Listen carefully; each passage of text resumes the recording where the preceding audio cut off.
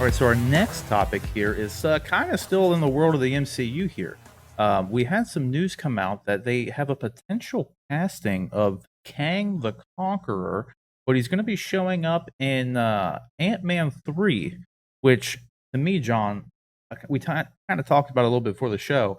I thought that was kind of odd because Kang the Conqueror is like an Avengers level threat, and he's just going to show up in Ant-Man 3. But you actually had a good point about why he might show up in Ant-Man 3.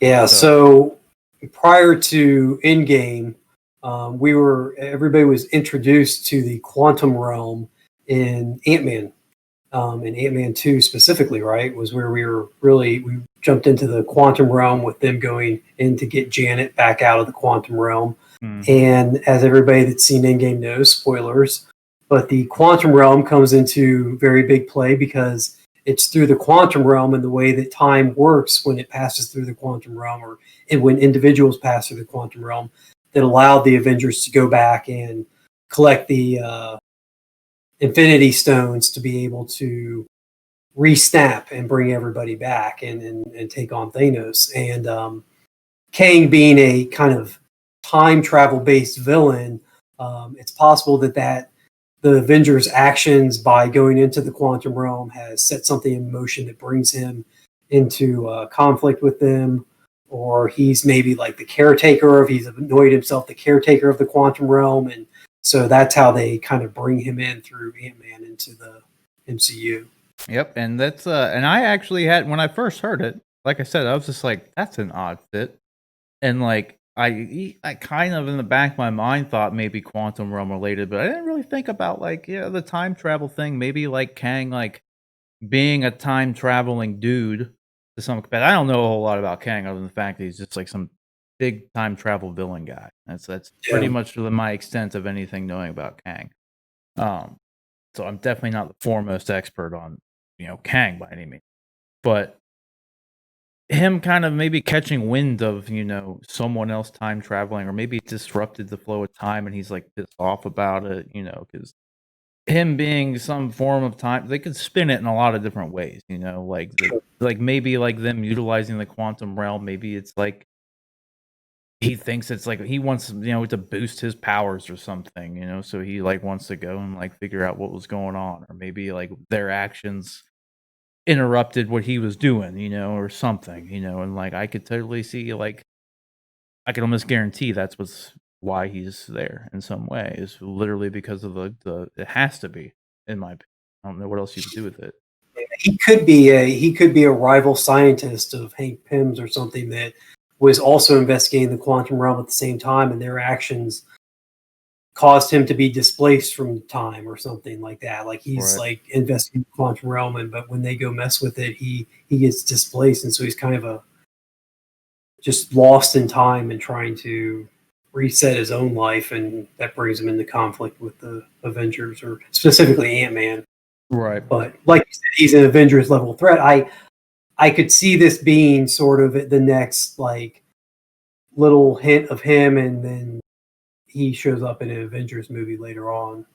Yeah, that's what I would imagine. Like I don't know. Like I said, I don't know much about him other than like you can see some of these shots where he's fighting the Avengers as a whole. He's not just like some little dude. And his name is Kang the Conqueror, so he's got to like, you kind of have to be a conqueror and like a big deal to get that kind of title. So he's not just called Kang. Speaking of the quantum realm, though, and Mr. Fantastic popping up on here, what I always figured they were going to do, and kind of hoped they did in the back of my mind, was that through the quantum realm and everything, that's like we find out that this is how they would introduce Fantastic Four, for instance. Like they're doing their quantum realm stuff in Ant-Man, and they go back down there. Maybe Jane or whatever. Is that the mom's name? Is her name Janet? Janet, yeah. Maybe we find out in the Ant-Man 3, for instance, that she's like, I wasn't the only one down there. There were other people like stuck down there too. And then so like they go down there to get them out, and it's Reed Richards, Fantastic Four. You know what I mean? That's what I kind of was, and like there was like rumors that not really rumors, but Peyton Reed, the director of Ant-Man 1, 2, and now 3, a while back he had actually pitched doing a period piece Fantastic Four movie set in the 60s, um, like to write and direct it and everything. So like I kind of figured if we were going to get Fantastic Four, well, Peyton Reed's your obvious choice to direct those movies, and you could easily use his script or pitch for them being, doing the 60s period piece, but twist it in a way where they were around in the 60s and they've been stuck in the quantum realm ever since then. So then you get a whole Man Out of Time story with all of them, and you could still go back and do like a prequel movie explaining how they got stuck there. But our first introduction to them could be Ant-Man going down the quantum realm and saving them and bringing them to our time. Plus, it's a great excuse to explain where they were when Thanos attacked. Like, Absolutely. why would Reed Richards, one of the smartest men on the planet, just be like, stay off the field during the biggest fight in the world's history or whatever? Yeah, exactly. That's the problem they're gonna have with like all the X-Men stuff too. Yeah. I mean, because that's like, not to go off topic, but with the X-Men stuff, a lot of like, I mean, especially like Magneto and everything, like, and like a lot of like the history with the mutants and stuff. It's all about like the human mutant conflict, and like how society sees mutants. But if they're going to introduce the mutants into modern day MCU, one, everybody's pretty much cool with superheroes in the MCU. Like, the Avengers are around, and like the only one people are kind of questionable about it anyway is Hulk, just because he kind of freaks out every once in a while. But I mean, everyone's pretty on board with the Avengers. I mean, yeah, the whole Sokovia Accords happened and everything, but when Thanos came around, I'm pretty sure everyone was really looking for the Avengers to help. Like everyone, like despite anything, they're pretty cool with superheroes. So and that's honestly one thing in the comics I've always like. You kind of just have to accept. It's like, well, people hate mutants for whatever reason, but we're cool with Thor and all them. Like those guys are fine. Like, but they run into that problem introducing them now because now they have to explain where they've been, if they're just going to be a result of the snap, which is kind of boring, but it's probably the most likely thing. And it kind of does disrupt the whole, like, age-wise. Like Magneto kind of loses his backstory of being, like a Jew in the Holocaust and all that stuff. If it's happening now, he's going to be like 80 years old or something. So they're going to have to find something else out to, if you want to go with that. You could always just, I don't know, just throw that stuff out and just tell a new story with it. But you could also, I mean, like we were talking about, there's the whole scene in Endgame where Bruce gets sent to the Ancient One to retrieve the I forget which stone it was he got from her. The stone that's in, it's the time stone. Mm-hmm. Yeah, that's in the Eye of Agamotto.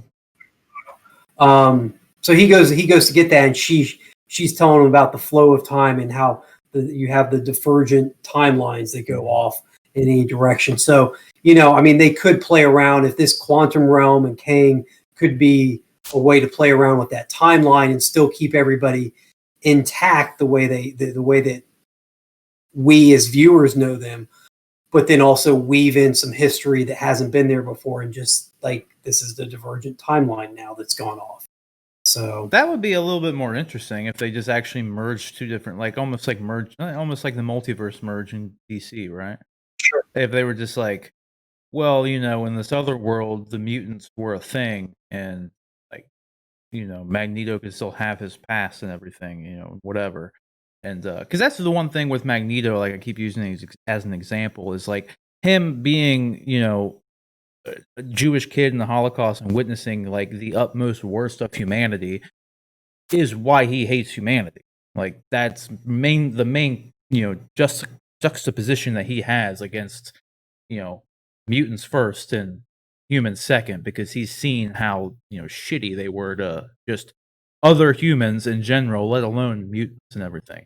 So when you lose that, what do? He has to have some other kind of event that occurs in his life that makes him, see humans for what he believes they are, just being, they're the monsters, not mutants, So if they did like a time scrunch thing and just like kind of merged dimensions as a result of the Infinity Stones and the snaps and stuff. Albeit it could be kind of like lazy in some ways.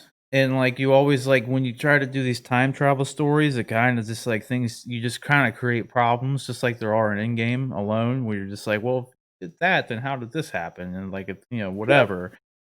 But yeah, I guess you just kind of have to like, it's like if you want this to happen, you got to accept it. It's just like just do it. So I mean, Yeah. I could see that happening to some capacity, and like I don't know.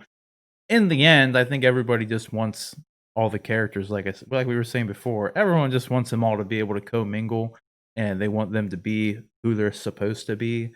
So, I don't know, if I have to just, like, accept plot holes here and there, I'm perfectly fine with doing it, as long as it's explained in, like, an okay way, and I don't know. As long as the movies are still good and entertaining, Yeah, I mean, yeah. that's all that's really important, so and anyway, the guy who's playing Kang the Conqueror too, or supposed to be playing Kang the Conqueror, it's not 100% sure, but it's, Jonathan Majors from Lovecraft Country, which I have not watched, and I'm not familiar with his work otherwise, so I can't really speak to if it's good casting or not, but I don't know. I was also kind of hoping they would go the Fantastic Four route because since I don't know much about Kang the Conqueror, I obviously rather would have seen like Apocalypse or Galactus as their next Mhm. like 20 movie build up villain, Because I mean, I don't know, Thanos is some big shoes to fill, and I just felt like the easy answer was Well, maybe this is the rebound villain. Maybe Kang isn't the next 20 film villain, but maybe he's the next one that gets us to the next Avengers the movie. Ultron villain. Exactly. Yeah. And then that springboards you into a Galactus story. This gives you time to set the table for the Fantastic Four and then eventually Galactus or something like that. That's probably the way they would go. That's the way I think Galactus is.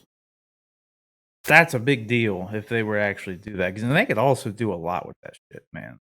Yeah. I mean, they could do this Silver Surfer stuff, and then like they could do they wanted to do the Hulk becomes like a Herald of Galactus thing at one point. I mean, they could do a lot, Yep. presumably. I don't think they would ever do that stuff, but it'd be really cool. Like it'd be really cool to see.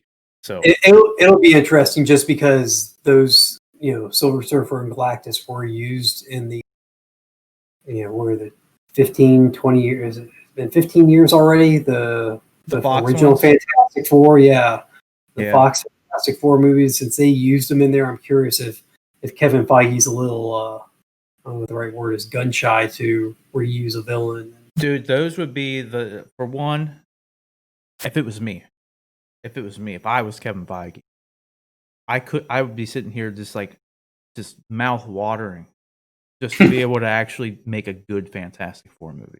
Yeah, Like we've had, I mean, there were two of them with the ones you're talking about. Then we had Chris Evans, Fantastic. Michael Chiklis, Jessica Yeah. Alba. And I Yeah. can't remember who played Mr. Fantastic. I don't remember his name either now. It's the guy from Nip Tuck, right? No, that was the guy who played Doctor Doom. Doctor Doom. Okay. And that's what I was gonna get at though. Is like I just want like Doctor Doom is also realistically an Avengers level threat in some ways. Sure. Like he's gone out of his way to be a pretty big deal. And Doctor Doom, especially the Galactus cloud that came up in the second, like I mean Galactus hasn't been used. Like that whatever that cloud was not Galactus. So like I wouldn't be worried about that. But I want to see. Doctor Doom had pretty much 3 tries to be good, and it wasn't.